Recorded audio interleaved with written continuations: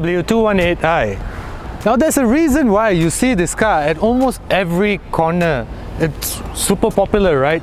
And probably is the one single reason why BMW is back on top of the sales charts. Well, we've driven it for the past 1 week. We sort of love it, but there's a couple of things that we don't quite like as well. And there have been a couple of questions from some of our viewers asking us whether this is a proper family car or not. In this video, we answer all those questions, and if we have your attention up until this point, please don't forget to subscribe to our channel so we can bring you more such informative videos.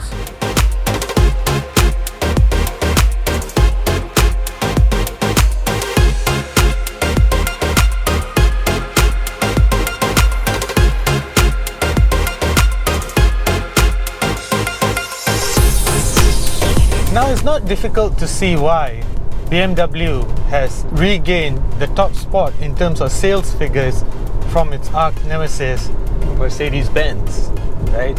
And it's mostly driven by this car, the 218i. But then again, it makes you kind of wonder how this has come to happen, because there's some parts about it that are just okay. This car, I mean. Let's take the engine for one. I'm sure you saw that coming, right? It's a 3-cylinder engine. Now there's a lot of debate going on, or rather a lot of reservation about how smooth this engine really is. And we actually shot a short social media video which we loaded to YouTube and my own personal social media pages a while ago, and we're going to show you the video right here.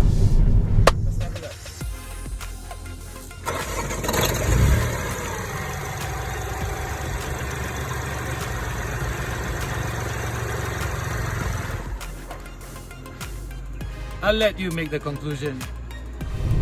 So anyway, so that was that then. Kind of showed you that yes, this 3-cylinder engine can be a little rough around the edges. But notice that that was only during startup. It wasn't during anything else. It wasn't. Now, when we are driving along, it's just fine. You don't even notice that it's a 3-cylinder engine. So the entire issue with this engine being a little rough is true, but not entirely true as well, because it's only true when you start it up. It's only true when this auto start stop function is turned on. How do you go about it? Turn the bugger off. Of course, you can't do anything about smoothening it during the actual startup, when from in the morning or something, right? Or after you just got to your car and you want to start it up to go somewhere. It's not like you can just get a sandpaper and smoothen it out. No. So that is something that you'll have to deal with. But the auto start some function, that you can turn off. Anyway, it's not really a deal breaker, because everything else about this car, the 218i, is actually rather nice. A friend of mine, KK Ng, this for you. A friend of mine messaged me a couple days ago and he said, Kesh, I was about to put down a down payment on this car, but I didn't. I bought something else, I think. And can you please tell me whether it's a family-friendly car, because I'm planning to start a family. So KK, what better way to answer your question than to have my own family demonstrate it for you? So I also shot a video. I have a special guest to demonstrate this, and we're going to insert the video. So one of the questions that I got asked about the BMW 218i is whether it's family friendly or not, because of its size and all, right? So I thought, what better way than to have my own family demonstrate its friendliness. So that's Fiancé. He's not very happy. Okay, let's get you out. Let's get you out. Let's get you out, boy. Aja. So there's enough space in there for a child seat. You do, however, have to move the front passenger seat forwards, so to create space, otherwise it just doesn't lock in place. I do like the ISOFIX mounts in this BMW, because the clips for it is just a simple flap. The one in the Mercedes C-Class, for example, you have to remove it and you might lose it. Yeah?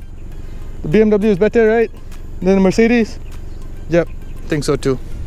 So then the other thing about this car is boot space. There's plenty of boot space for a stroller, for luggage. And keep in mind that this is a full-size stroller. This is not one of those mobile, travel-friendly strollers. This is a full-size Chico stroller. Just to show you.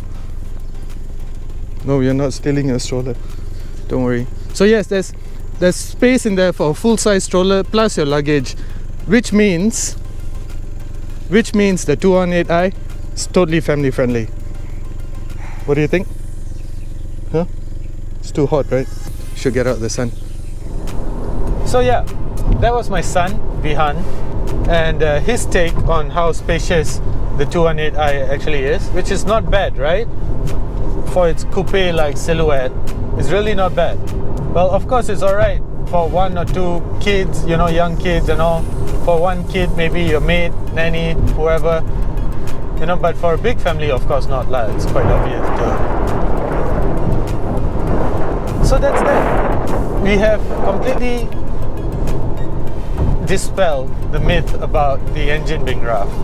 Okay, we have shown you that there is a way around it that it's actually quite livable with. In terms of space, it's pretty nice as well. There's no doubt that it's a very good looking car. And in terms of power, well, it's a 1.5 litre engine, turbocharged, producing about 140 horses, 220 Newton meters of torque. 0 to 100, rather uninspiring 8.8 seconds. But this is where it comes alive in corners. It's such a nice car to drive, guys. You know, it's typical BMW. The suspension is a bit on the firm side, there's no doubt. So you can see me sort of just bouncing around. But that just means that it's such a nice car. It completely comes alive in corners. And then you have idiots like this. Hi, uncle. And yeah. So anyway, it completely comes alive in corners. And that's where I think that BMW has something up their sleeves. BMW Malaysia I'm talking about. Because this chassis, this platform, this suspension is spot on. It's quite a nice car, right, to drive in corners especially. Which makes me think that the M235i is not far away. I hope I'm right, and if I'm right, you heard it here first.